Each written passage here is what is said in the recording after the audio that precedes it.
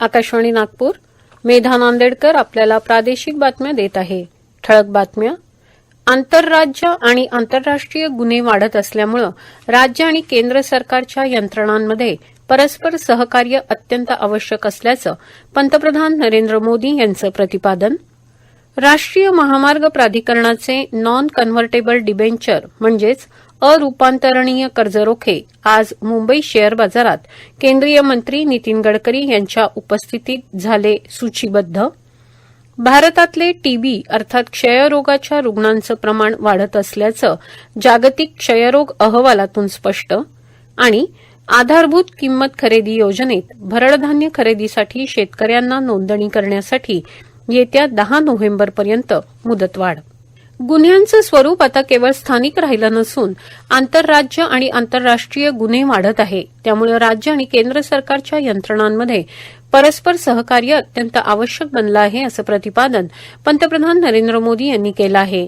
ते आज हरियाणामध्ये सूरजकुंड इथं कालपासून सुरू असलेल्या सर्व राज्यांच्या गृहमंत्र्यांच्या 2 दिवसीय चिंतन शिबिराला आभासी माध्यमाद्वारे संबोधित करत होते.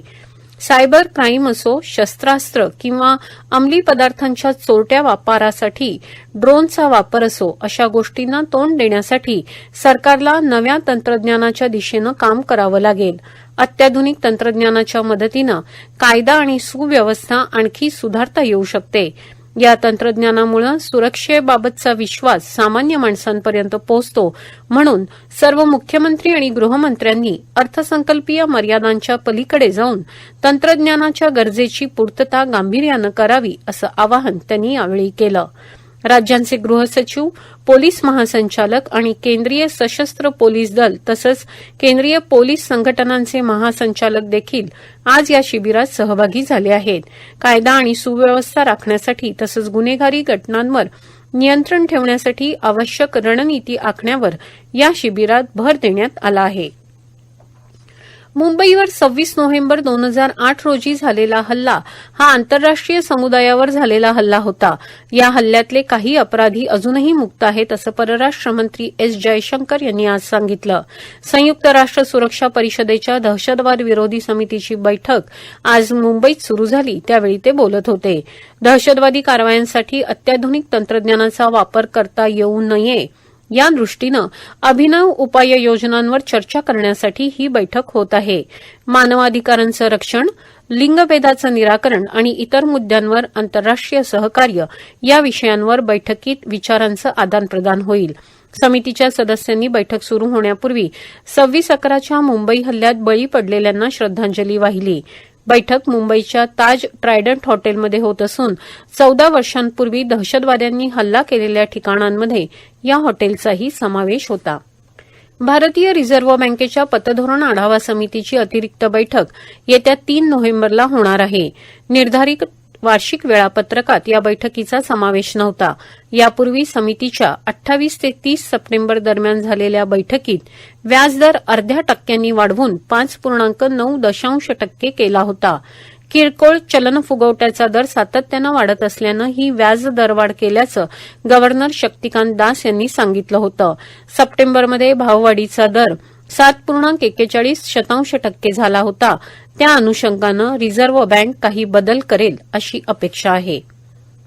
राष्ट्रीय तपास यंत्रणेनं पॉप्युलर फ्रंट ऑफ इंडिया प्रतिबंधित संघटनेचा माजी सचिव C.A. रऊफ याला काल केरळमधून अटक केली. PFIवर गेल्या सप्टेंबरमध्ये बंदी लागू झाल्याच्या निषेधार्थ त्यानं पुकारलेल्या बंदमध्ये केरळात सरकारी आणि खासगी मालमत्तेचं खूप नुकसान झालं होतं. त्यानंतर तो फरार झाला होता. तो घरी परत आल्याची खबर मिळाल्यावरून NIAनं पलक्कड जिल्ह्यातील पट्टांबी इथं त्याच्या घराला वेढा घालून ही कारवाई केली. त्याला पुढच्या चौकशीसाठी कोच्चीला नेलं आहे. राष्ट्रीय महामार्ग प्राधिकरणाचे नॉन कन्व्हर्टेबल डिबेंचर म्हणजेच अरूपांतरणीय कर्जरोखे आज मुंबई शेअर बाजारात सूचीबद्ध झाले. केंद्रीय रस्ते वाहतूक आणि महामार्ग मंत्री नितीन गडकरी यांच्या उपस्थितीत आज सकाळी हा कार्यक्रम झाला. किरकोळ गुंतवणूकदारांसाठी 25% कर्जरोखे राखीव आहेत असं सांगून एनव्हीआयटीच्या दुसऱ्या फेरीला सुरुवात झाल्यापासून अवघ्या 7 तासात जवळपास 7 पट अतिरिक्त मागणी नोंदवण्यात आली, अशी माहिती त्यांनी दिली. ही गुंतवणूक सर्वात विश्वासार्ह असून वार्षिक 8.5% इतकं उत्पन्न देते, असं ते म्हणाले. या माध्यमातून किरकोळ गुंतवणूकदारांना राष्ट्र उभारणीच्या उपक्रमात सहभागी होण्याची संधी आपण देऊ शकलो, याचा आपल्याला मनापासून आनंद वाटत असल्याचं गडकरी यांनी सांगितलं. या प्रादेशिक बातम्या आपण आकाशवाणीच्या नागपूर केंद्रावरून ऐकत आहात.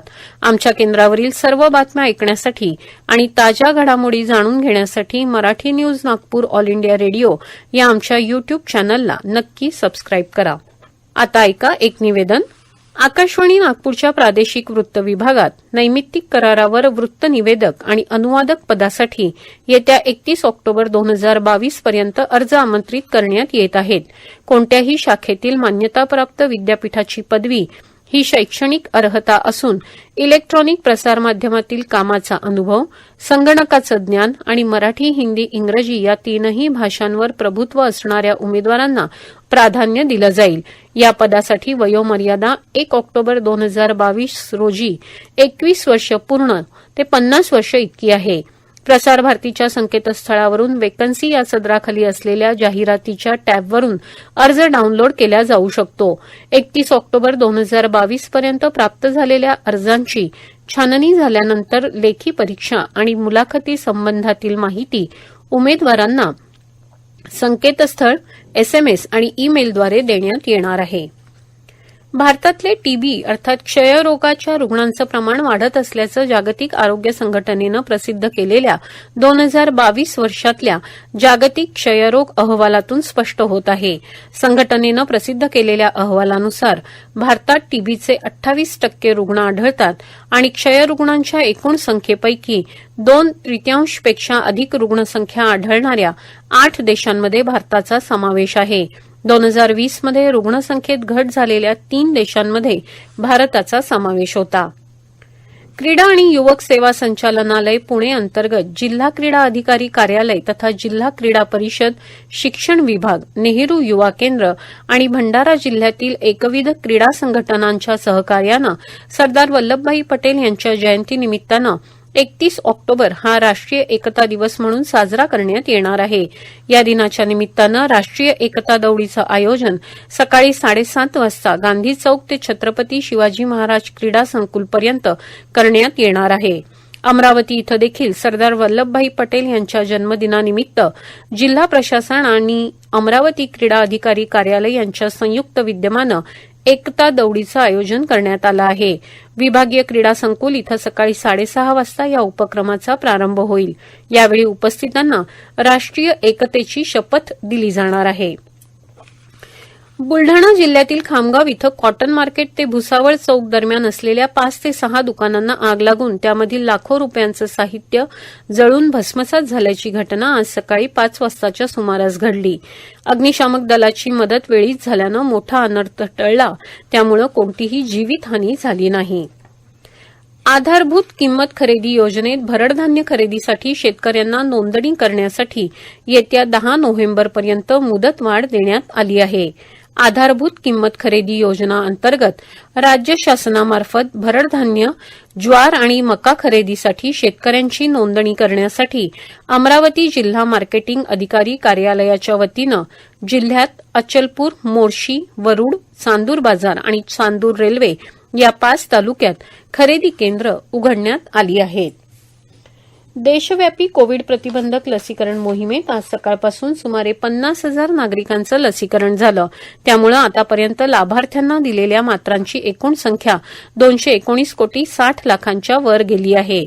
राज्यात आज सकाळपासून सुमारे 2,000 नागरिकांचं लसीकरण झालं. राज्यात आतापर्यंत लाभार्थ्यांना दिलेल्या मात्रांची एकूण संख्या 17,74,00,000च्या वर गेली आहे. त्यात 93,32,000पेक्षा जास्त नागरिकांनी खबरदारीची लसमात्रा घेतली आहे.